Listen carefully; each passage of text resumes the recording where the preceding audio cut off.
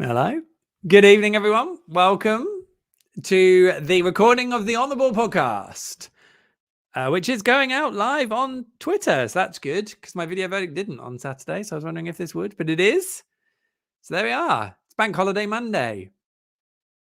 I'm sure you've got other things you'd like to do, but instead, and if you're not, and if you're at a loose end, join us for the podcast. You know you want to. It's going to be great fun. Why is it going to be such great fun? I can tell you one reason why it's going to be such great fun. Look at that lineup. That has got fun written all over its face. Steve, Zoe, and debutante Craig joining us there. They're all very good at waving, as they're about to prove. Look at that. Oh, Steve. Steve's either frozen with it. No, Steve's actually... Oh, no, there he is. He was frozen on my Wi-Fi. I honestly thought you were doing a great joke then, Steve. I'm not unmuting you. So there they are. They're all prepared and ready for their absolute staunch Norwich City opinions, as I'm sure are you too. So if you're watching live and with us, it is a Bank Holiday Monday, so you might not. But if you are, please get your comments and questions in, and we will endeavour to answer as many of those as possible as we go on through our wonderful evening. But now that's all said and done, let's go crack on, shall we? I reckon. Let's go crack on. So in that case, I shall find the music, and I reckon we will play the music, because why not? Enjoy the podcast. We'll see you on the other side. Let's crack on with the pod.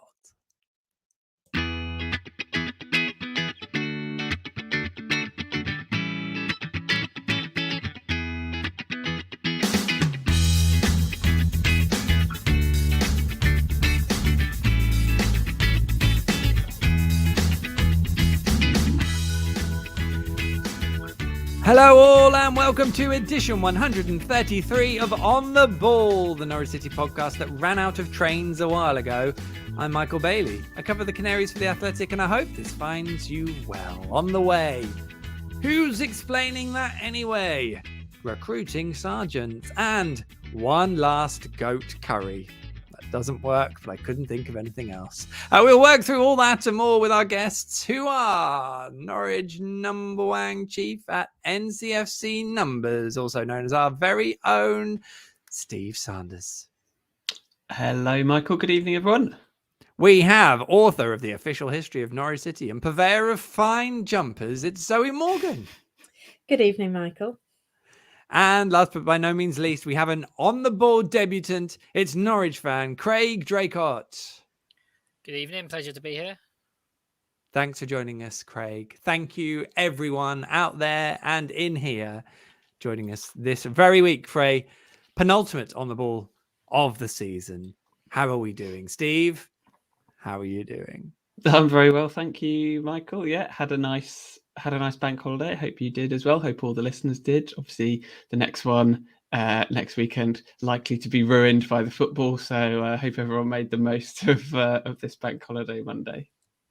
In this case, the football was early enough in the weekend to preserve the bank holiday. Is that what you're saying, Steve? Enough time has passed. Yeah, it's like a hangover. You know, I'm at the point where I think 24 hours is enough time to get over it, and now we can look back on it. Well, I don't know if it helps to look back on it 2 days later or not, but we'll find out, won't we? We will. They're quite therapeutic, these podcasts, I find. I don't know how deep we'll go. I mean, I've literally cobbled together the plan for tonight about 10 minutes ago, over which time I literally spent 30 seconds going, who did they play on Saturday? I couldn't remember. Literally. and that's the Athletics Norwich City correspondent. If he doesn't know, what chance have we got? Definitely Swansea recently. Zoe, how are you? I'm good, thank you, Michael. Not seen you since you were in my house, so it's nice to be reunited. Oh, is that true? Is that time you broke in? Oh my god! Loitering in my house. Yeah, the police soon arrived. Well, it's good news then that you're on the pod. I guess had you never come on again, it might have been a sign. Fantastic hot cross buns. Yep. It was a good breakfast. It was a great time. Well, I'm glad you're well. Did you say whether you were well? Are you well? Oh, yeah, I am well. Thank you very much. Well, nailed it. Fantastic. Craig, Mr. Debut. We've had a few of them this season. You are our latest, probably our best. Let's see how it goes. But thank you for joining us. How are you? Yeah, I'm very well. I briefly rewatched the highlights earlier, so that put a bit of a downer on the day, but I soon got over it again. Bless you. That's the sort of effort that a debutant goes to and then never does it again, which is fine. What I like to do, I like to ask a few questions. So we and also watching and listening can get to know a little bit about Craig once we then get stuck into obviously the actual chatter about what's going on. So how about your favourite Norwich moment? Favourite moment would have to be Simeon Jackson at Portsmouth in 2011. Wasn't Excellent. actually there. It was one of 2 games that season I missed, but I watched on TV and it was almost the same. Oh, well done for not being bitter about that. If you'd have said the Derby game and the game before, then I'm still bitter about not being at that game. How about your? Yeah, all right. How about your cult hero player? I mean, favourite player would probably be Wesley Houlihan, but cult hero, I always liked Andrew Sermon. I always liked Simon Lappin. Something about David Fox and weirdly Danny Pacheco. The few months he spent on loan were bewildering. Bewitching. I always remember that he never seemed to play enough. I got really annoyed about that he wouldn't play, and he seemed like a good player. I got so excited when he arrived, and the moments he did spend on the pitch seemed great. He just never spent quite enough of them. Oh, I'd love to have seen him signed. How about your favourite manager, finally? In spite of what's happened since, probably Paul Lambert. I mean, he was the manager when I was a fully fledged season ticket holder, so it's hard to look past those years. He got them relegated and preserved us with several Derby-less seasons for that. I think he deserves everyone's forgiveness, perhaps, is the way to put it. Brilliant. Well, there we go. We all know Craig a little bit better now, so that's good. For those watching us live on your chosen social media platform, we want to hear from you over the course of the podcast. So please get in your comments, questions, absolutely anything. Steve will be monitoring those like the news hound he is. And if you're not listening live, but listening in the future, that's fine. You can still get in touch with us if you like. You can email us your story, comments, anecdotes, whatever you like. The address is Twitterkers, Twitter, KERS, @icloud.com. So get in your emails, comments, questions there as well, whenever and wherever you are listening. Now, a little bit of news, if I can, just get this in before we start talking about football, because why, obviously, would I, want to talk about the football? Some of you may have seen on the socials, which are primarily Facebook, Instagram and Twitter, although I did forget to mention it in my video verdict on Saturday, that I have an auction running for 2 signed Norwich City items at the moment. They are to raise money for Tommy, who was born with Prader-Willi syndrome. He's going to need a lot of care and love and help in his life. So we're raising some money to help him. He's only 3 months old. He's a little superstar.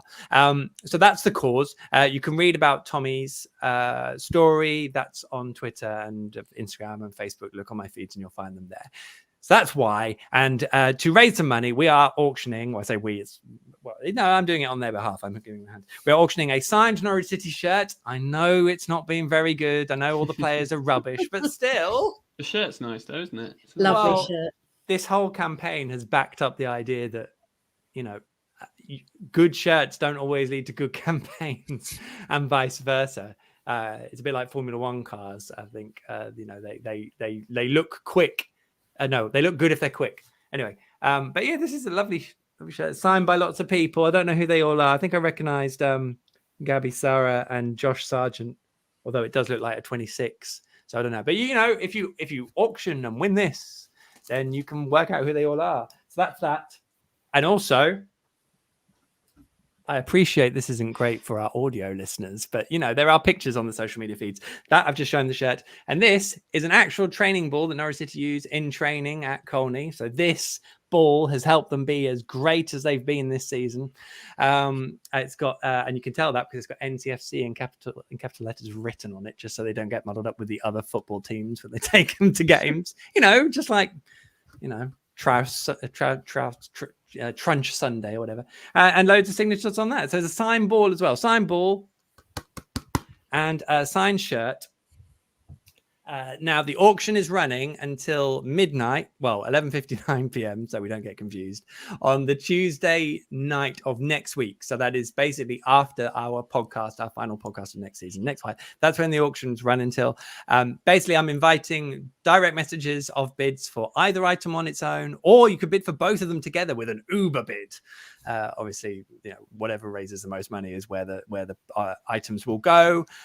We've had a few bids in. We've had some nice bids in, but I'm just getting the first flurry of bids in, and then come the week I'll advertise where we're at, and then hopefully we can see if we can get some more. It's a brilliant cause. So and yeah, it's a signed Norwich shirt and a signed ball, so who wouldn't want that? So you can DM me on Facebook, Twitter and Instagram. They should all be open. Let me know, and away we go. That's enough of that. Let's talk about some football, shall we?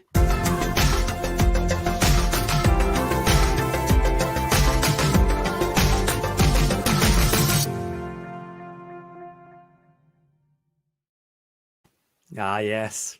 1 win in 10 isn't really that bad, is it? Is it? Anyone? Is it? Norwich lost 2-1 at West Brom. It was an acrimonious full time too. The good news, there's just one game left to go. Steve, you were there. You lucky sausage. How was your Saturday? Yeah, it was. I don't know. You've called me a sausage before. It's been a while since anyone's called me that. In fact, I'll tell you why. Thanks. I can just tell you why. Someone said, yeah, well, no, it's not any particular reason for you being. Oh, that's not working. For why? What am I saying? It's not anything to do with you. You were explaining why you called me a sausage. No, I put my full-time tweet up on the game after the game was Saturday, and someone replied, T Goldis, you're a sausage and you match the season's layout. And I was like, I literally replied, it's a great sentence, but I have no idea what it means. And so I just clocked that before we went live, and now I've just decided to call you a sausage. I hope that's fully explained that one. Anyway, sausage, what did you make of it? Slightly showing me. I mean, yeah, I was hoping that with Craig's answers we could just turn this pod into a 2010-11 nostalgia fest, but fine. Let's talk about West Brom, whatever. Yeah, to be honest, we played worse recently, haven't we? In the first half. Yeah. I mean, the first half was not terrible, albeit we would have been lucky to go in at halftime 1-up. It's one of those weird things as a football fan that for the 5 minutes when we were in front, I was back to thinking, okay, well, if we hold on to this, and then if Blackburn lose to Luton and then they beat Millwall and we win against Blackpool, then we could still do it. And then, of course, that was extinguished with by that Connor Townsend free kick just before half time. Obviously, slightly contentious, but I think one of those that can go either way. And then the free kick was really well struck. And then the second half, I mean, I don't know if I can save it to things we're not going to talk about, aided and abetted by some just terrible, terrible substitutions, which completely killed it for us. We kind of folded and never really looked like scoring after they took the lead. To be honest, I'm sort of, it does feel a little bit like a relief, feels a little bit like, we've turned off that life support machine and it's just over now and we can just look ahead to next season. And to be honest, it sort of feels like what needs doing over the summer. It helps for us to kind of slide into mid-table, because it now seems like there'll be more urgency over the summer to get stuff done, rather than the kind of sticking plaster that would have been finishing in 6th. So yeah, totally taking the didn't want to be in the playoffs anyway tack, and we can now go ahead to the Blackpool game with no pressure. But yeah, the game wasn't great, but still an enjoyable day out. I love going to the Hawthorns, so yeah, it was fun. The irony, Zoe, of course, is, if had Norwich won that game, they could have still, I think they'd have been a really good shout of finishing in the top 6, because you'd have thought they'd have probably beaten Blackpool. They blew it right at the last. Yeah, it was just Saturday's result that's blown it. Yeah. It was just the injuries. The injuries. That's all it was. The injuries. I think I'm with Steve, really. I think I would have been mildly terrified if it looked like we were actually going to get in the playoffs. I've been thinking for a while now. I'm a very optimistic fan. And part of me has just been thinking, well, we'll get in the playoffs and then we'll somehow manage to accidentally win in the playoffs, won't we? And then we'll end up in the Premier League again. And oh my God, what a disaster that's going to be. So I'm sort of relieved, I think, as well. again, yeah, I thought we played all right first half. It was the best we played in a while. In that first half, we were actually competitive. It was quite a good game, I thought, first half. It was an enjoyable watch, competitive. We haven't had too many of those games really all season. But yeah, second half was a bit more like it has been recently, and just it faded away, much like the season has, I suppose. I'm mostly annoyed now. I think the one crumb of comfort that I was taking from this season was that we were the winners in the battle of us versus Watford as to who could have messed this up more this season. And it seemed like we were comfortable for a while. And now now Watford could overtake us on the last day of the season. And that is probably annoying me more than anything. That would be something, really, wouldn't it? For all their managers and everything they've thrown at it. I don't know who they've got on the last day of the season. Not sure. I don't really care either. Craig, did Norwich get the rough end of some of the decisions? I know Steve was a little bit like, the free kick, blah, blah, blah. But I thought it was a bit hard. I also did think on numerous replays that it was a penalty. It's just one of those where you're probably not going to get it if the referee hasn't given it when you're in the Championship. Yeah, I mean, I think the penalty was probably a penalty. He does stand on his foot. There's not really much else he can do, whether it was an accident or not. Then the challenge before the free kick was, I mean, if you look up in the dictionary of football cliches, I think that will be defined as a 50-50. It could have very much gone either way and probably shouldn't have gone either way. But again, I think it just sums up the season in many ways. It was quite a familiar theme of we looked good in parts. You can see parts where we know what Wagner wants to do. There was some bright sparks. I think Christoph Solis looked good. He looked dangerous. It kind of just all came a bit undone, and they didn't really seem to have an answer when it did come undone. Whereas until that point, I think there was enough bright sparks in there. I think Omabamidele looked better for having a defender next to him. I think he looked a bit more composed, but then again, when the goal goes in, it seems to just destroy his confidence again. Yeah, a couple of good blocks, but West Brom, I did think, sort of got in behind quite regularly, and it got a bit last ditch. And there was a lot of pressure on Norwich a lot of the time. And then obviously by the second half, West Brom kind of got out of sight. I've really liked watching West Brom this season. I'm sort of a bit surprised that they've struggled so much because they seem to have been quite sharp when I've seen them play. But also, I mean, and you were there, Steve, like the atmosphere was good. There's a lot of energy. All of their problems are kind of behind the scenes because, you know, they've got money and financial issues that could really screw them over. But in terms of Carlos Corberán and the way he's sort of active on the bench, the way his team are playing and all those sort of things, I look at Norwich and West Brom and I just think, you know what, I would put more trust in what West Brom could do, even though they've probably got bigger financial issues underneath than maybe the I don't know, semi-toxic whatever's going on at Norwich. But you know, what did you think? What did you think being there?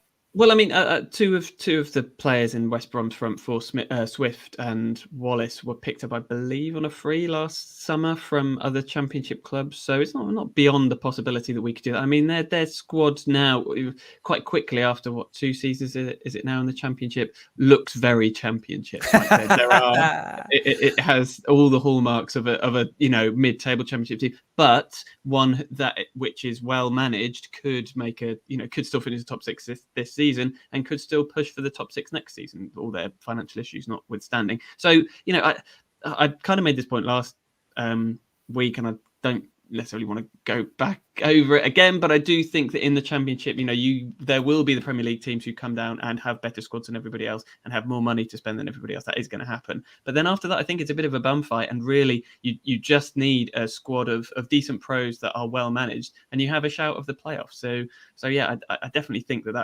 it's I don't know.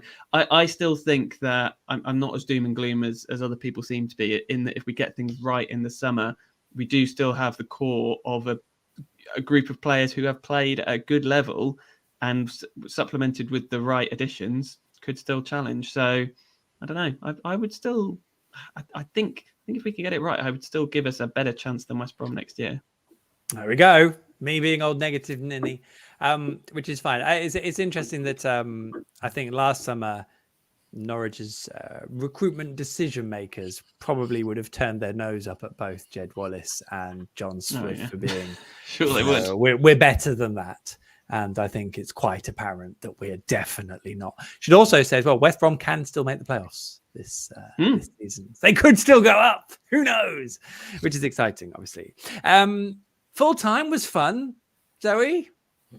Yeah. I mean, out of all the things Norwich City as a club need at the moment, what happened was not what they needed. It's scrapping at the final whistle, isn't it? I think this is one of those things that seems to happen when things are going a bit wrong, isn't it? Like people will suddenly lose their heads, go a bit wild. Weird things will happen. A bit like Paul Lambert getting himself sent off at Carrow Road for Ipswich. That was a combination of a lot of pressure going his way and wanting to prove himself. I feel like, Andy Hughes. I don't know. Steve probably had a better view of it than I did. I've seen the pictures. I've seen what people are saying. I think part of me thinks that I don't mind someone on the coaching staff feeling passionately about what's going on. It would be nice if some of the players also seemed like they felt passionately about what was going on. I think, I've been thinking a lot leading up to this podcast about this season and how I feel about it. And I feel like one of the things that I'm most disappointed in is what's happened on the pitch, that no one's really stood up and shown that grit, fight, put their head above. It's so easy to have character when you're winning every week and you get to know your players and the fun. You can laugh at things that they do and it's all a bit of fun. I think the real sign of character is when things are going badly, being the one that really really stands up and tries to pull everybody along with them. And we've had a real distinct lack of that this season, and I would say that goes all the way up, probably up through the club as well. I think that if you sort of keep with the on the pitch kind of stuff, I suppose when things are going badly, two things that you don't want your players to do are to go missing, to disappear, or to get so worked up they go and 2-foot someone and get sent off. And I feel like if you take that up to our sort of, I guess, some of the leadership at the club, I feel like we've had some people go missing. I don't think everybody has always fronted up when they could have done. And I feel like perhaps blaming the fans, blaming the media is you kind of 2-footing someone and getting sent off. I think that I just feel like there's been this distinct lack of character. And it doesn't have to be someone, beating their chest and whatever, but just standing up and saying, we are better than this, we can do better than this. And I think I found it quite upsetting the way we have just vanished out of matches. I think we are better than that. I'm not really sure what's happened, whether it is just that we have lost some of those characters, but I feel like we've got it in us. It can't all be down to Kenny. Like Kenny can't be the only one that does that. And I think, there's something about Andy Hughes just wanted to go and get stuck in that I don't mind. I don't think it really went the way that anybody might have wanted it to go. But that, someone being willing to be accountable, I think I don't have too much of a problem with, because it's nice that somebody is. I guess that's where I am.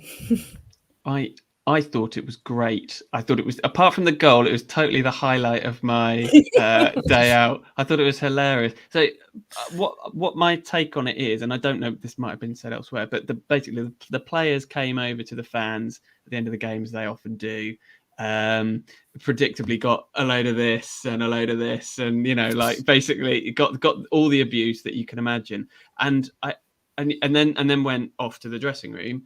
And what I suspect happened is maybe one of the players, I have no reason to think this definitely did, but like one of the players or coaching staff may have said, "Oh, I heard someone say this in the crowd."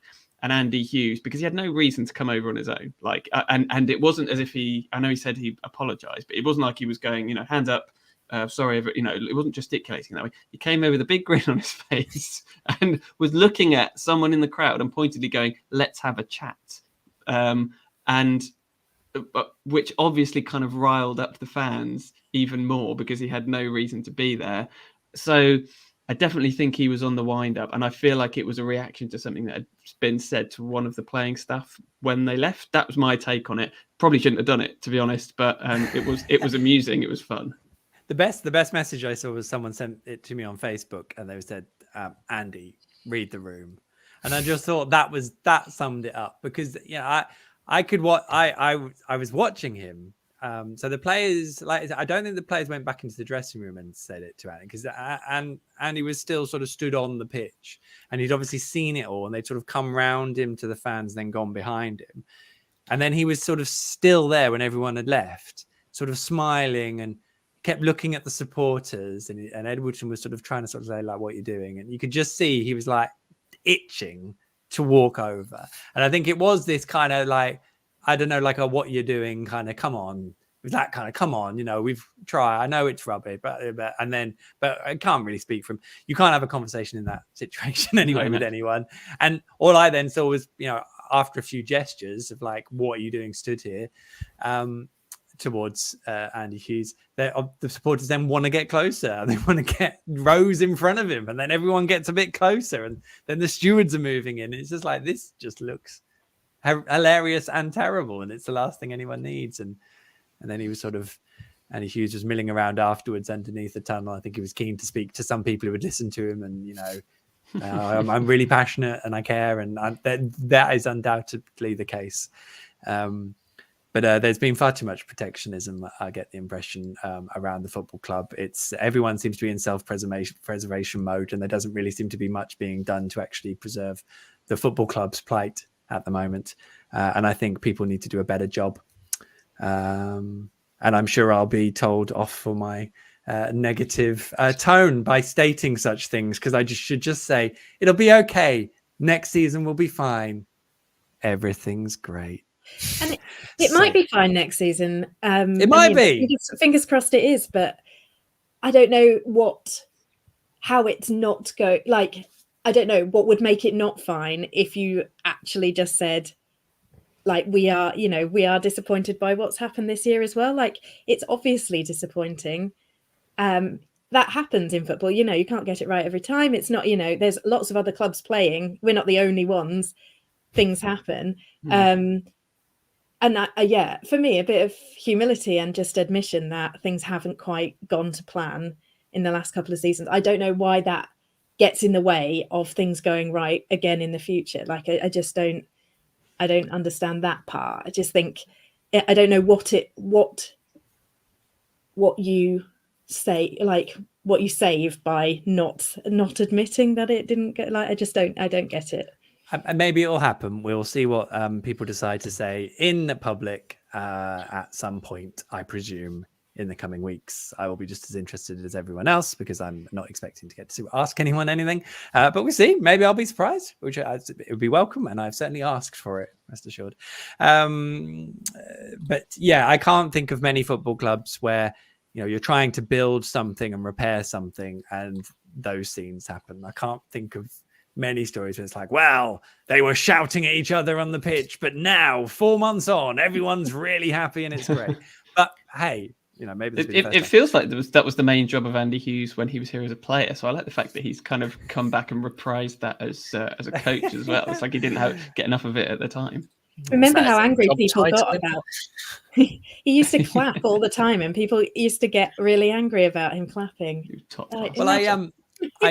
one of the last things that I did while I was with Archon at the Pinkham was the Norwich City story series, which I'm so proud of. They're brilliant. They're still on the Pinkham YouTube channel, and we did one with Andy Hughes. It was the first time anyone had really done anything with him since leaving Norwich as a player, and he'd been a coach under Wagner and Stuart Webber in the meantime. So I've retweeted that earlier today because I just think it's worth the watch. I think it's really interesting, and he is a fascinating character.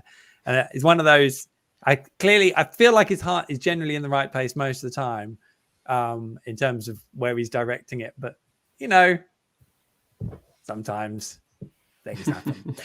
Someone else Norwich tried to blame was, of course, Dean Smith. Leicester have just gone 2-1 up against Everton, by the way, having been 1-0 down. So there we go.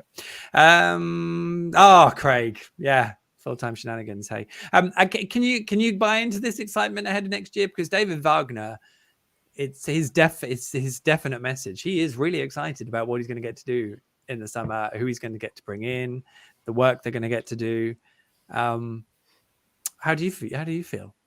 I mean, I think we've kind of, as fans, we've kind of got to buy into it, or else what's the point? But I guess, I mean, I saw an interesting quote of his after the game where he said he's excited because he knows the answers, he knows the ideas, and he knows what we have to change. And I think that's quite a bold statement to make before the season's even finished, let alone before those changes have actually been made or bore any fruit. I think we've got to get behind it. I was looking as well at Huddersfield's squad where the season they went up, and although there are the odd player in there, people like Aaron Mui who really are sort of a class above in the Championship, it wasn't full of players who you would think would get promotion from the Championship. So I think if we can pick up the right players who suit his style, then I think it can definitely work. And I think we can definitely, it'll be exciting, at least the football, hopefully positive. Hopefully we'll get more wins than losses. But I think the blueprint is there with Wagner because he's done it before and he's done it with players who you probably wouldn't have put in top teams who would be chasing for the title. But I guess then the negative side of that is that if it doesn't go right and Wagner isn't the one and he ends up getting sacked as well, stuck with a squad of players who can only really play a very, very specific style of play. And I think that if it doesn't go right, then I'd be very concerned what we'd be left with when he went. It's interesting that Wagner, you probably want him. He'd be the sort of manager you'd want to come in and reshape a squad at this point ahead of next season and to do something with it. So that definitely does bode well. How Norwich do their recruitment will be fascinating because some of the ways that they've been successful in the past aren't still open to them, such as Brexit and things getting in the way. The good news is they don't tend to spend money very well, so they won't have any of that. So that's good news. I did on The Athletic, I broke down all 59 players, literally broke them down. No, I tried to assess them as hits or misses, with some juries still out, which is obviously fraught with peril. But, it's an opinion and it's an educated opinion. And it is interesting how I think so much of the recruitment decisions have not worked out. And they can be for all various different reasons, not just because signing was bad. It can be whatever's happening in their personal lives. It can be the manager. It can be lack of opportunities. But ultimately, if they play a lot, then they're a success and it's successful. If they don't or it's not successful, then you're done. So I don't know. Did you read the piece, Steve? But what did it make you think, reflecting on Norwich's recruitment under Stuart Webber and what that might look like? Because he will still be the de facto head of recruitment, really, come next season. As you know, Michael, I read all your pieces and then reflect on them. I take time to read them and then sit and contemplate them afterwards. But this one I think it's I don't know. I like a list, as you can imagine. Quite like those kind of things. So I mean, what I would say actually is I think if you were to analyse the last 5 years of the majority of clubs in the Football League, chances are they'll probably have more misses than hits, just because that's the way football works. You sign too many players, a lot of them won't break into the first team. A lot of them might play but not be as good as you'd hope they would, or not live up to their price tag. So I think I would probably look at any 5 years over our history, maybe apart from the Craig's favourite Lambert years, and I think you will find that we've signed more poor players than good ones. I think what would be startling is the breakdown of the first couple of years versus the last 3. We are 5 years into this cycle, aren't we? Where it feels like we haven't had a good one for a while. And I guess that's the worrying thing in terms of a trend, and that needs to change. You keep saying the recruitment is absolutely key for the next summer, but it really, really is. So yeah, I would say maybe that's the reason for Webber wanting to stay on, is he wants to buck that trend and he wants to prove that he's still got what it takes, because I don't think we've made a particularly good signing in the last couple of years. I think you pretty much got it right. I think I read it before. I didn't ask you that, so you don't need to say that. Well, I'm going to tell you anyway. The only thing I thought maybe Lungi Sorensen as a miss was a bit harsh, but I read it. Oh, jury's out, wasn't he? Jury's out. Was he jury's out? Yeah, okay, yeah. Well, no, miss would have been very harsh. Like I said, a bit harsh. So I'm glad we all agree. A bit generous on Poeta as well, I thought. Oh yeah, and that was the other one. I just felt very generous. I just felt if any of the players still had more than a season in their contract, that's long enough to turn it around. I feel like now, yes. I mean, Shevik just needs to get back playing, so he is, potentially, yeah. Anyway, if that jury's still out, then it's one slightly unhinged jury member who, for some reason, is finding him not guilty. I think they've been sat in that room deliberating for far too long. Yeah. They dare not come out. The door is locked. Well, you can read that piece on The Athletic anyway. We will see what the transfer window holds. One thing is, it's not going to be not many signings, because they keep going on about how many changes there are going to be. So we shall see what all those changes are. How exciting. Right. Before we get on to other bits, let's do the things we are not going to talk about, which I suppose does touch into some of this. Kieran Dowell, I think it's been quite clear for a while he's probably not going to hang around. And I think that's because he doesn't want to bother hanging around. I don't think that's a Norwich decision, which again doesn't really bode well. But anyway, it sounds like he's probably off to Rangers. So that's quite amusing, given that Todd Cantwell's kind of also gone there. So he's a miss Todd anyway. He what?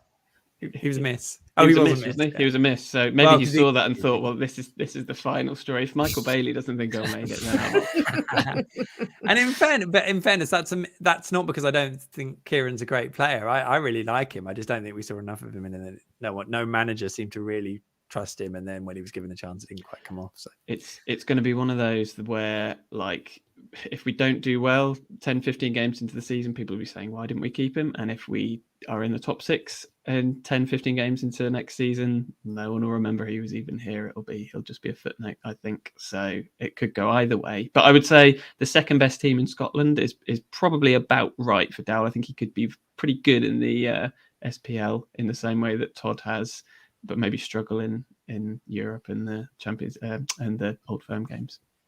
They still get to Yeah, play. I mean, I think if you're Dowell, you can't really blame him. He's been here for a few years now. He's had sort of time in the squad. He's had some chances, and he's sort of finally started to shine a little bit this season. But I guess in his head, he's probably just thinking, what's to stop the club signing someone else in my position, and then I'm just back on the bench next year. I think he's earned a fresh start and a chance at being a number one somewhere. Milot Rashica. He's with Galatasaray. It does sound like that's where he will end up permanently. There's been some chatter about Burnley spending £11 million. I don't know if Stuart Webber's written that and said that to someone, because I cannot imagine one element of Burnley where they're like, oh yeah, let's spend more than Norwich paid on that player who didn't do it in England 2 years ago. No. I'm sorry. If he put it like this, if he rocks up at Burnley for 11 million quid or more, then I will film my own video saying I'm so sorry, I got it completely wrong. They are top of. I agree with what but Galatasaray top of the Turkish league, and Rashica is doing quite well there, so that might help increase his price. I agree though. 11 million seems incredibly fanciful, and also, will that not be money that? I mean, maybe it won't. But that if say we even get half of that, will some of that go into like paying for signings next summer, or are we just writing that off? Yeah, I mean, I've been wrong lots of times. I should probably say that. And I want people to please point out. All right. Got a year left. Yeah, just you wait, maybe. What was I saying? Norwich is, well, I don't know exactly what the finances are. I get the impression Norwich need to make a sale to balance the books. So then I don't know how much that then goes on to also giving them money to trade or to buy players. So I guess there'll be a way to fudge it so that they can, because they've got a big loan out, but that is on the parachute payments that they're already going to get. So, but they are short of money, but also obviously need money to, oh, goodness knows. I don't know, because that seems to be double spending money. But yeah, ultimately they need to raise as much money as possible, which will make it interesting who they get bids for over the summer, because it might not be the players that they want to sell. It might be ones that they want to build off, but people are like, well, we'll have them instead. So there we go. Anyway, that's interesting. We should obviously mention League One, Ipswich and Plymouth, both promoted. Huge congratulations to both of them, of course. Well, obviously, Bali Mumba is, I would deem, quite sellable, so it'll be interesting. I think Plymouth fans are desperate to have him next season. See what happens if no one's interested in buying Max and they get a £1 million bid for Bali Mumba. Do they go £1 million on a player we didn't buy? £1 million on the best young player in League One would seem to me. It would seem like imagine if he didn't already play for us, we'd be going, that'd be a good signing. Right. I would think. I mean, the sensible business would be, to me, I think, is to move Max on. Not saying we should lose him, but I would say this would be the right time to do it, right? And give Bali Mumba a chance. I mean, if you're talking about freshening the squad up, which is like what we're saying should happen, that would seem to me to be a good time to do that. I love Max, but it does seem the right time for him to go if he's going to. But he's out of contract in 12 months' time. So how much are you going to get as a transfer fee? I would still cash in on him for 4 or 5 million rather than sell Mumba for 1 or 2. I genuinely would. I genuinely would do that. I just think, like, we're talking about freshening up the squad. That just seems like an obvious thing. Get somebody in who's been promoted, who knows what it's like to be as part of a winning team, and say to Max, thank you very much for 5 brilliant years. You deserve a shot somewhere else now, and try and find him another club. It just seems to make sense to me. I feel like I was saying the other day, I feel like my catchphrase for this season has been poor Max. Every game I seem to come out of it going, just poor Max. He does not owe us a single thing. He deserves a shot somewhere else. Hopefully a lovely club in Europe somewhere, so we don't have to worry about him going somewhere like Bournemouth or something. Exactly. Let poor Max go. He has absolutely, he could not have given us any more. His head's never gone, his sort of mind's never wandered whenever anyone was talking about big moves for him. I think he's been wonderful, and he's probably my player of the year, but I think we've got to let him go. Yeah, player of the season. I haven't even discussed that. Remind me to bring that up later. Saxon Early also joined Plymouth as a very budget signing. He's also in that Plymouth squad, so he's been promoted. So there you go. It's an academy product doing well. Sure, that was worth the sale. Maybe it was. Who knows? So that's it. Someone did suggest to me that Ipswich might spend a bit of money when they're promoted. And in the chat, is anyone able to process this? Will anyone be able to? Or should we just not talk about it? Let's not talk about it. We'll leave that. It's a hypothetical. We'll just wait until they do it. Yeah. Norwich City women finished off their season. They finished 4th, which is a brilliant development from where they were the previous campaign when they were fighting relegation. They've obviously finally played at Carrow Road, which is a brilliant occasion. So well done to all those involved in Norwich City women. That's a fantastic effort for this year, and I'm really excited for them in terms of what they can build on and go again next season. It does sound like there's a little bit of a loosening around how the women's football pyramid in England is done, and maybe a bit more room for Norwich to throw a little bit more at it so that they can have some success. So fingers crossed. Keep supporting them if you can, because it's great to watch and follow that team, and it would be great to see them do even better again next year. Maybe get promotion. That would be just wonderful. Anything else anyone has that they want to bring up in terms of things they don't want to talk about? I mean, just to go back to Bali Mumba, is there a situation where we could sell both him and Max and cash in on both of them. I mean, I think if you look at Sam McCallum, for example, he joined after a very positive season and hasn't quite gone on to enjoy the success I think any of us would have liked. So is there almost an argument to say, make the most of both of them while we can get money for Max and while Barley Mumba's stock is high, and then use that money in other places and to sign another right back, I guess? Oof. Yes. If we can find a good one. If we can find a good one, if we can find buyers, I guess. But if the bids come in, I don't know if the club would be able to turn them down if they're good enough. I think that's really interesting in terms of what offers they get and then how they do with that, because I think anyone will be, and I know everyone's available for sale at a certain price, but I think that will be very much the case this year, because they are literally going to be trading off against who they want to bring in and who David Wagner wants to coach, and who they've got and who they can sell. So it will be very interesting to hear it pans out. But yes, Craig, is my answer. It could happen. I think we've often over the last few years struggled to sell the players we exactly want to, and that might well be the case again this summer. Yay! Maybe Ipswich will buy some of them with all the money they want to throw at things. Who knows? That's exciting. Well, I think that covers up. Yes, Steve. Sorry, I've got just a couple of. I mean, Craig already touched on this, but I thought Jolis had maybe his best performance for us since the Bournemouth Cup game when he scored 2 and set up 2 in his first game, and I thought that was really potentially a good sign because we haven't seen that for a long time. It wasn't sort of outstandingly good, but he did play well. And that brings me on to the point that I kind of made at the start, which was, God, the subs were boneheaded on Saturday. Like, to make 4 changes at one time for a team that was not attacking that badly. And then to just suddenly go, right, I'm going to change basically the entire attack of this team with players who I didn't deem to be good enough in the first place. Hope that it all clicks. We had 2 shots in the 25 minutes after they came on.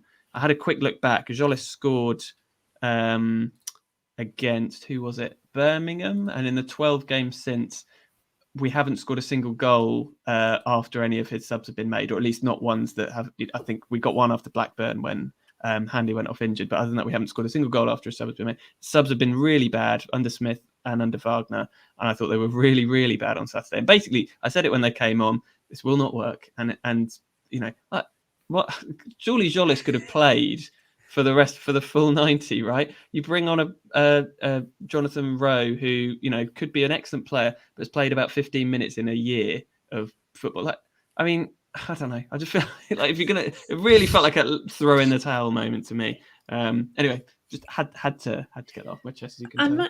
I might be being a really old lady, or just being a Norwich fan completely skews this for me, but I find that this sort of being able to make about 1 million subs a game, completely agree, it absolutely has just not helped anything. I think they get so excited by the idea that they can make 5 changes, that they make changing almost, literally, well, it is literally almost half your team in a game. It's so difficult to regain any kind of shape or composure or understand what's still, especially for the players that stay on, that haven't been just given a talking to for the last 15 minutes with a man with a lot of laminated sheets or whatever. I don't like, and perhaps it works for Man City and it works for Liverpool, and it works for the top teams because all of their players are interchangeably good.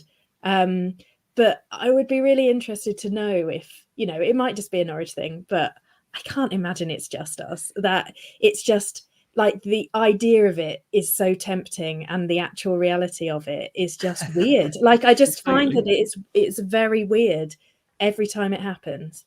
I do think other teams and coaches get it right better than Norwich have probably so far, because when you start calling people finishers, you can only do that if they're actually going to do something productive, which is sort of what people have started calling substitutions. There are 3 points I'm going to make now. I've got to think about them all. So I asked David Wagner, because David Wagner after the game said, we lost our structure and we lost our way in the second half, and that second half was rubbish. So I was like, so did you lose the structure before the substitutions, or what was then the thinking? And he was like, look, I got to speak to 4 people properly before they went on. hoping that they would come on and repair the structural issues that were there in the team in the second half. So he thought that by changing a big portion of the team, giving them instructions, that they would go out and then that would improve it. And I mean, we all saw it didn't, quite clearly. It did make me think of this idea, and I think Norwich did have it under Daniel Farke, where you would often see players come in and out of positions, but the team would still look well coached and look like it still knew what it's doing.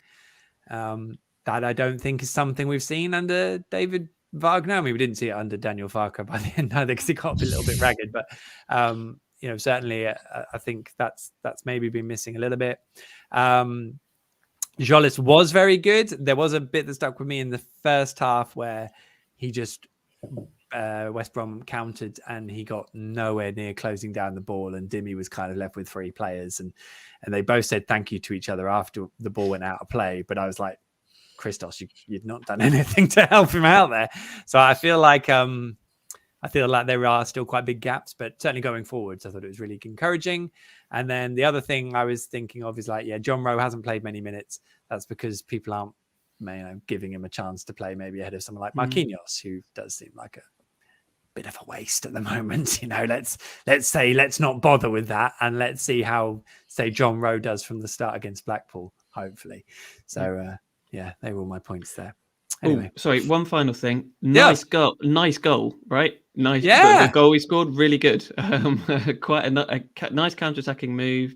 Good pass by Yanulis. Tidy finish. Best goal we scored we have scored some good goals actually this season. But that, more of that, please. More goals. Yeah. Nice. Well, not at Carrow Road they haven't, because we're on almost 7 hours, aren't we? So I'll take anything at Carrow Road. It was really interesting. Yeah.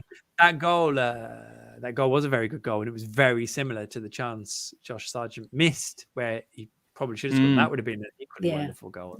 Agreed.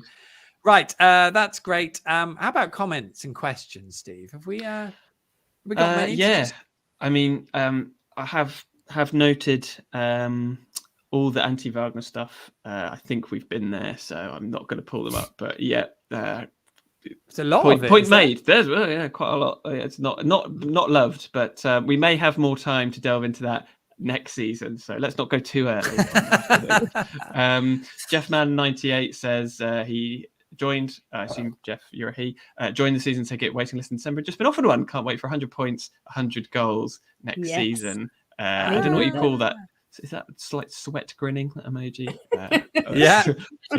Can I just say that is quite interesting that someone who joined the waiting list in December has been offered a season ticket. Good on you, Jeff Mann. Yep. Whatever the number was. Stuart Webber. And Robin Frost says, Michael and the panel, which 5 players? I mean, I'm assuming we're allowed to keep more than 5 players, but he has asked, which 5 players do you keep for next season? Would I keep? Who would we keep? Maybe we need to make a joint decision on this, otherwise we could. Okay, let's go. Who do keep? Go. Sarah. Okay, unlikely, but yeah, I would too.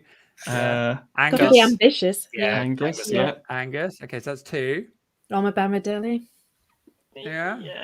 Which also could be tricky. I'm not sure, Steve. Not sure. I mean, if we're keeping on with Bamidele, we probably need to have Hanley to play alongside him as well, because I feel like he looks a bit lost without him. But I won't say Hanley because he's injured. I don't know. Yeah. Sargent. Josh. Yeah. Struggling to get to 5, aren't we? Kenny. And Kenny. Come on. Oh, Onel. We'll keep Onel too. Oh, yeah. Okay. Fine. This is meant to be if we must. If that's not convincing of 100 points and 100 goals next season, I don't know what it is. Yeah, keep tuning in next season. Optimism. Any more, Steve? I mean, there's a lot of negativity, and James M says, considering the standard of championship this year, except Burnley, will it be harder than ever to compete with the 3 teams that come down from the PL next year? I think it's a valid question. I think any talk of promotion next year is way too far ahead of things. I think Norwich are going to be proven to be a mid-table side this year. They will be worse next season unless they somehow click, and I think it will be a special clicking. It'd be like a 2018-19 special clicking. Yep. Again, tune in next season, everyone. I don't think anyone, and yeah, looking at the teams that will come down, I think anywhere near the top 10 would be a success next year from how I'm looking at it at the moment.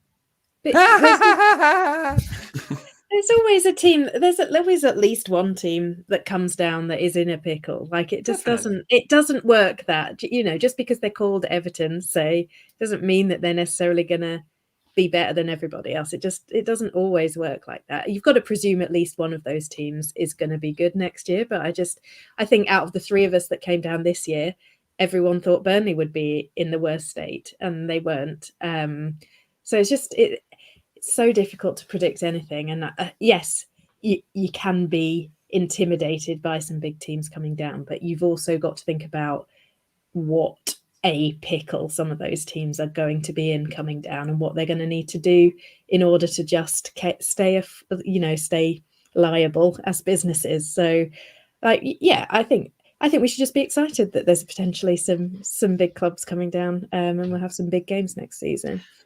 Just a quick aside on that. I just had a quick look at who came down the year before we got promoted in 18-19, and it was Swansea, Stoke and West Brom, who admittedly don't sound like big teams, but I'm pretty sure they'd all been in the Premier League for quite a long time. Like none of them had just gone up. I think the three teams who had gone up all stayed up that year: Newcastle, Brighton and Huddersfield.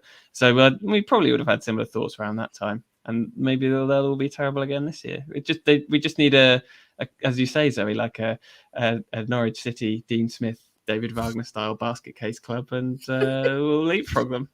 And you almost need some teams to drag the standard up a bit as well, because it hasn't been great this season. And a bit of sort of good old competition going on might just help with the overall standard. You never know. And I think if you look at the playoffs this year, there's a lot of clubs in there you probably wouldn't have put in there. So yeah, totally shows what can be achieved if things are done right. Mm-hmm. Exactly. Ignore me, listen to these guys, and come on next season. That's what you want. Right, brilliant. We'll see if there's any more of those before we wrap up. But I think right now, let's get stuck into, although there was, no, I'll do it on the next one. Let's get stuck into this. This is almost fantasy football. Yes, what spells fantasy football better than Blackpool at Carrow Road on Monday week, 3 p.m. kickoff? Teemu Pukki's big goodbye. That's exciting. Hat trick, Teemu hat trick. If selected. I mean, there is no world in which he doesn't start, right? Well, sack Wagner right now if he doesn't.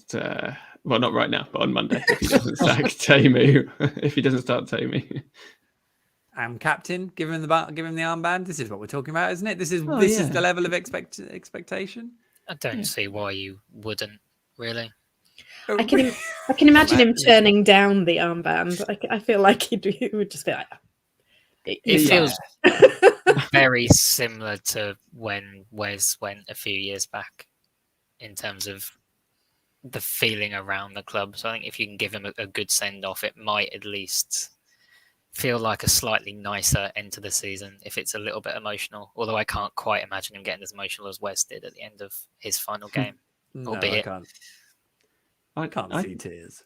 I think it could make a big difference in terms of the attitude of people going into them. If he scores and we win, I think there will be it will feel good. I know that there are people, it's not going to paper over the huge chasms that have emerged this season, but I do think it will make a difference in the way that people feel. One of the saddest moments on Saturday was when the players came over, and I was looking at Teemu because obviously it's his last away game, and I sort of thought, and given all the hand signals that I made earlier that were being that were on show, he kind of looked a little bit like, all right, is that my that's what I get for my last away game? Is it? Great, okay, thanks guys, and kind of turned back and looked around. Angus put his hand around his shoulder and stuff like that. And I don't know, maybe I read too much into it, but it did look to me a little bit like he was sort of like, I was going to get a little bit better than that from you, but that could happen on it. I hope it doesn't. I really hope everyone keeps together. But it's a 1-0 defeat. Yeah. What? It's not. They're going to be like, oh yeah, Teemu. But maybe he won't start. And of course, we have got protests there is some, it's very easy to create a, poster on social media now. And there is one doing the rounds of some protest outside the directors. I don't know. Should I? I'm not advertising it. I'm just trying to inform, but don't know what time or where, but it's going to be somewhere around Carrow Road, somewhere, I'm sure you'll find it if you want to go. Enough is enough. I don't know. Enough I'm is neutral. enough. Is that the yes? Mm-hmm. It Yeah. is enough. It can always get worse. That's probably what I would have put there. That's But the thing. It could get better. It could get better. Enough might not be enough. That's the problem here. If you look at some clubs in the last few years, I think that's it. It could always get worse. You've got to be careful what you wish for with different ownership. And Look, everyone is entitled to their opinion. So, and any Norwich fan is allowed to feel how they feel, and if they want to get together and do that, that's absolutely fine. I can understand all the frustrations because I can see how things have played out. I've been doing my one-man protest for 18 months now, but it's not made any difference. So I'll just carry on. Good to keep it peaceful though, if possible. Yeah, that would be good. Yes. Yeah, I'm it sure is just a game after all. I didn't say that on the poster. No. I didn't say peaceful only or anything like that. did you forget to put that on there? Hey, wasn't me. How dare you? This is nothing to do with no conspiracy theories. Thank you. The Michael Bailey protest. Busy job to do. I just want one interview. Enough's enough, something like that. Yeah. We let you into games. What more do you want? Yeah. Anyway, what do we think the tifo will be? Obviously, there'll be a mosaic, won't there, in the stand? I'm kind of imagining just a goat. A goat emoji, would it? Goat emoji. I mean, you wouldn't. In fairness, you wouldn't want it to be like a photograph, a photograph of a goat, would you? Wouldn't be. Could be that picture of. Isn't there a picture of Teemu holding a goat? Oh yeah. Is it? On social Like a media? little like a baby goat. I can't remember now. They're quite angry, aren't they, goats? I don't know how. Oh, not always. Yeah. They can be. I don't know. They've got horns. I imagine Teemu could tame a goat. He's got a very calming nature. Yeah, this is true. Maybe he'll come out with a goat, Riding one. like his mask riding a goat. That would be great. Teemu's on a goat. What a great player! Oh no. What rhymes with goat? On a boat. On a boat. It could be on a boat if he ends up playing in France. I don't know. In a moat. In a moat. Yeah. It's gone well. Yeah. Anyway, so so we've decided he's Welcome going to up come next out on a goat, score a hat trick, but not start. And that will be great. We'll let you know if he does. does. If you haven't got in time after the protest, Michael. Or if you're being held in a cell somewhere. yeah, we'll let you know what happens. You're not needed here. So that's all good. I think Teemu's doing the scrimmage, by the way, in midweek. So that will be lovely. Give that a listen. That'll be good fun. I will be listening to that. So that's exciting. Last game of the season. Oh yeah. So player of the season vote. Who wants to give a player? I have never. So, generally when Norwich are rubbish, the goalkeeper gets it. That's what I've tended to find. It takes a lot for a goalkeeper to get it when things have gone well. So, but even in bad seasons, you're like when Norwich have been relegated, Tim Krul was excellent. He deserves it. This season, I genuinely would not vote because it's like a make do, isn't it? It's like who deserves player of this? Literally, this will be the season, I feel, where it'd be like, don't bother with it. But that is disrespectful to the Barry Butler Memorial Trophy, which I think is the proper name. Apologies if I got it wrong. So I'm abstaining, but I would obviously welcoming all of the other votes. So in terms of you, wonderful trio, who would you like to vote for and who'd like to go first? Well, I think Angus will get it.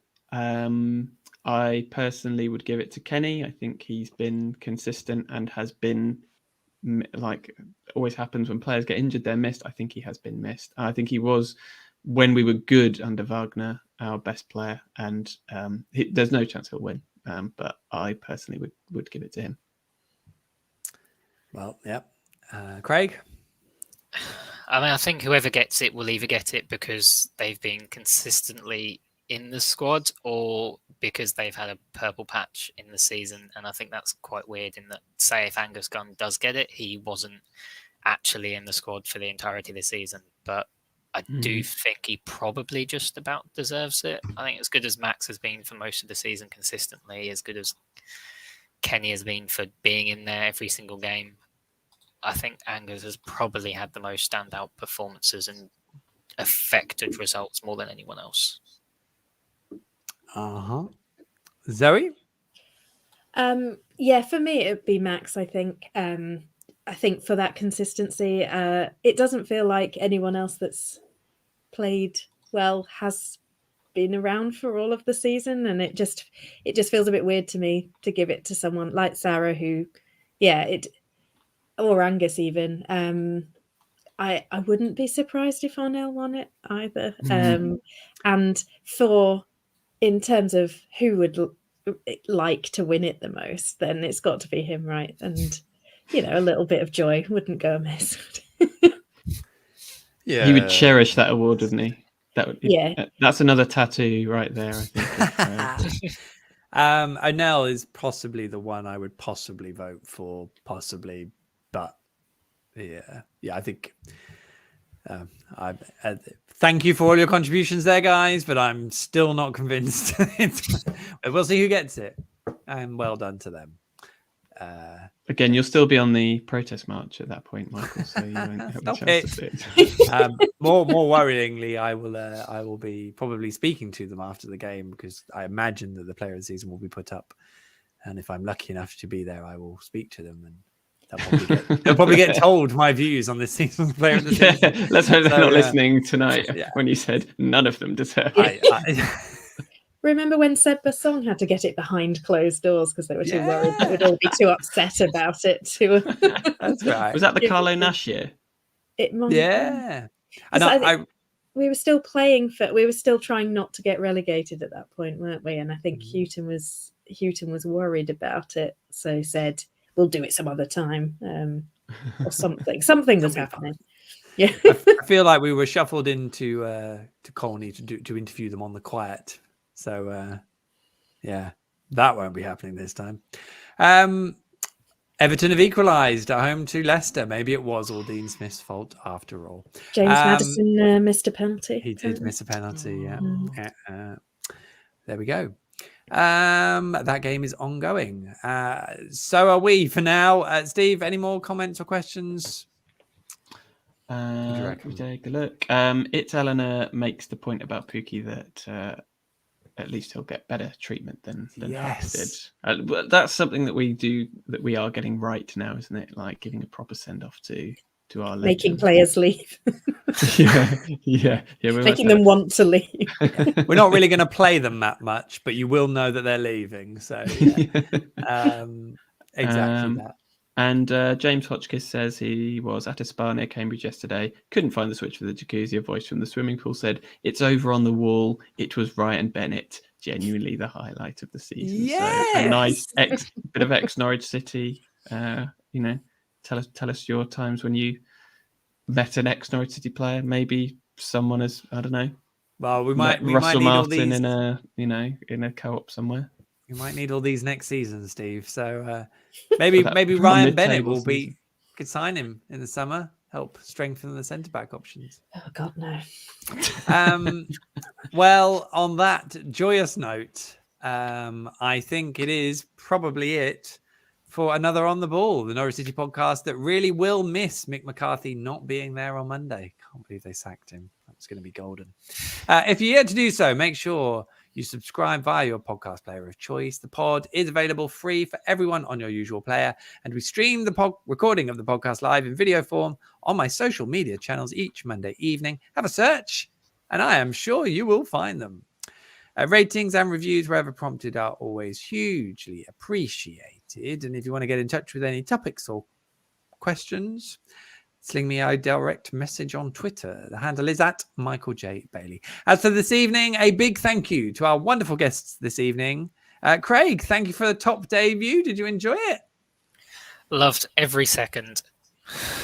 See, that's what I wanted Plenty to hear. of positivity for my Bank Holiday Monday. Good work. And I hope we will have you on again in future. Yes? Hopefully under more positive circumstances. Yes, that's the spirit.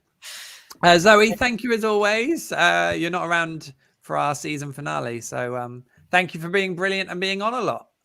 Thanks for having me on, Michael, as always. All up for 100 points, 100 goals next season. I'll be back. Get there. If invited, if selected. If yes, indeed. But we'll wait and see. But, get on the train. That's what I say. How many points can you get? Can someone do a quick math? What are we starting on next season? 46 times 3. Is that it? 38 times 3. It's great maths. And well done, Steve. 138. I don't know why I was doubting you. Sorry. 138-point train. Gotta live up to the brand. 100 points doesn't seem ambitious enough. Maybe 100. But we get on the 120-point train. 120-point train. Yeah. Just 107. Just a record. That's drop 18 points against those 3 Premier League teams that come down that are going to be too good, and then win the rest. That's what we can do. Double over Ipswich, job done. Steve, thank you as always. Thank you. Good luck on the march next week. Keep it peaceful. Keep it peaceful. Yeah. So even if I now go and report on the march, everyone will think I'm joining in. Maybe I should try. Who knows? I'm neutral. Might as well at this point. It's the end of the season. Got 3 months off. I was just walking in.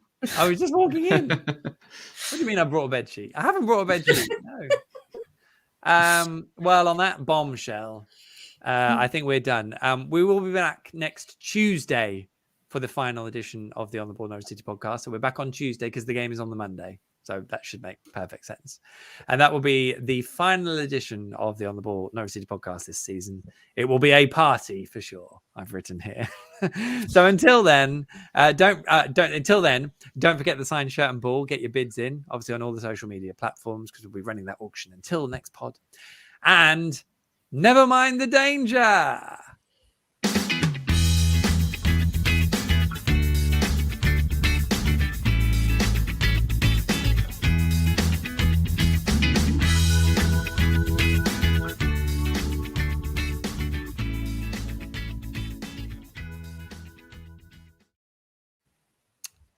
And we're clear. Pod is done. Just one more pod of the season to go. Just like there's only one more game. That's exciting. Thank you, everyone, for watching. Hope you enjoyed the live recording. And this is the bit where we all wave and say goodbye. And we'll see you the other side of next week and the Blackpool fun. We've been going a long time, so let's just go. Bye.